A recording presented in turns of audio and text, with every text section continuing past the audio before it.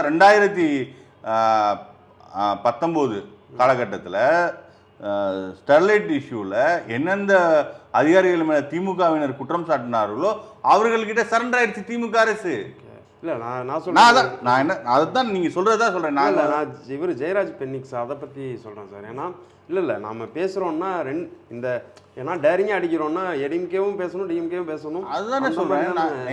நான் என்ன சொல்கிறேன்னா, காவல்துறை மரணம் நடந்திருக்குன்னா அது பற்றின விமர்சனம் இருந்தனால தான் நாங்கள் தளபதி அவர்கள் நேரடியாக செஞ்சார்கள். அன்றைக்கி ஐடிஎம்கே அரசு தானே, புரிஞ்சுங்க. இல்லை புரியுது சார். நான் அதே நேரத்தில் இந்த அரசு என்ன சொல்லி வந்தது?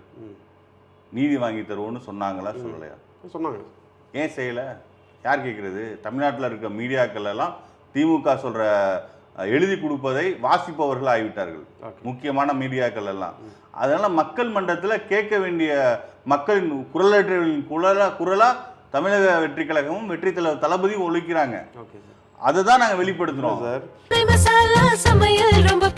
அன்னை அன்பான சுவைக்கு அன்னை மசாலா.